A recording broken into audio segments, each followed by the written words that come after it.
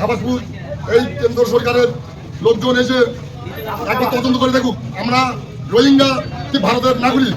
এবারে voter list থেকে নাম বাদ যাওয়া ভোটাররা ধর্নায় বসলো। হাসনাবাদ ব্লকের 252-253 নম্বর বুথের বাদ যাওয়া ভোটাররা হাবাসপুর ব্রিজ সংলগ্ন স্থানে ধর্না মঞ্চ করে লাগাতার ধর্না শুরু করলো। বিক্ষোভকারীদের দাবি, ভোটার লিস্ট যদি সংশোধন না হয় বা যাদের নাম ভোটার লিস্ট থেকে বাদ গেছে তাদের নাম যদি ভোটার লিস্টে না ওঠে তাহলে ভোটের দিন পর্যন্ত তারা এই ধর্না চালিয়ে যাবেন। এমনকি গ্রামের মানুষকে একত্রিত করে তারা ভোট বয়কট করবেন। বর্তমানে আমাদের এই দুটো পার্টে 52-53 পার্টে 6টার উপরে ভোটার ডিলেট করেছে। তার মধ্যে আমি আমার 3 ছেলের ভোটার ডিলেট, এই তার প্রমাণ। এবং এরা আমার ছেলে, আমার 2002 সালের নাম আছে আর এদের নাম নেই, আমার বৌমার নাম আছে এদের নাম নেই। কি ধরনের গণতন্ত্রের মধ্যে আমরা বাস করছি? গণেশ কুমার নয়, অজ্ঞান কুমার, যার জন্য এই সাধারণ মানুষের এই হয়রানির মধ্যে পড়তে হচ্ছে। তাই আগামী ভোটের আগে যদি আমাদের ভোটার লিস্টে নাম না ওঠে আমরা এর থেকে বৃহত্তম আন্দোলন তো করবই, আর ভোটও বয়কট করছি আমরা গ্রামবাসী এই 2 বুথ থেকে। আপনার নাম? মোহাম্মদ রুহুল আমিন গাজী।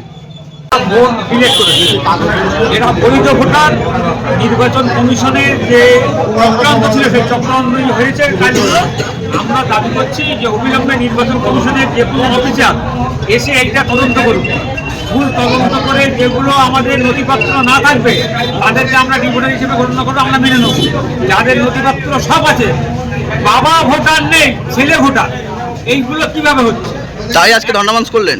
আমরা ধর্ণা মঞ্চে এই কারণে করেছি যে সারা গ্রামবাসীর অনুরোধে যে আমরা ভোট দিতে পারবো না 26-এর বিধানসভায়, তাহলে আমাদেরকে ভোট বয়কট করার আমরা চিন্তা ভাবনা করেছি।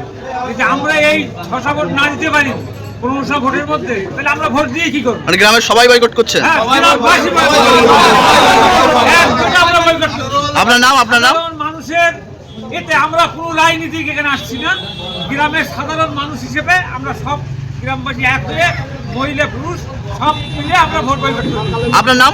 আমার নাম আনারুল সরকার। আনারুল সর্দার। এই ধর্ণা মঞ্চ কেন তৈরি করলেন? আমাদের হাবাসপুর 252-53 বুথি 649টা ভোট ভোটার করে দিয়েছে।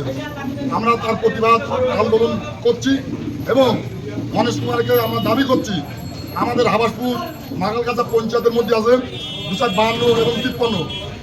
হাবাসপুর এই কেন্দ্র সরকারের লোকজন এসে একবার তদন্ত করে দেখুক আমরা রোহিঙ্গা কি ভারতের নাগরিক।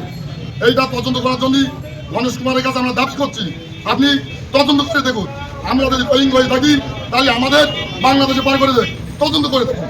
না হলে আমরা আগামী দিনই আরো বড় আন্দোলনে লেগে যাবো। তাতে যদি আমাদের রক্ত যায় দিতে আমরা প্রস্তুতি আছি। এই ধর্ণা মঞ্চ কতদিন চলবে?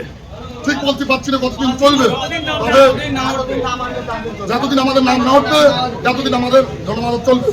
আপনার নাম? আমার নাম আদেশ আলী গাজী। হ্যাঁ, আদেশ আলী গাজী।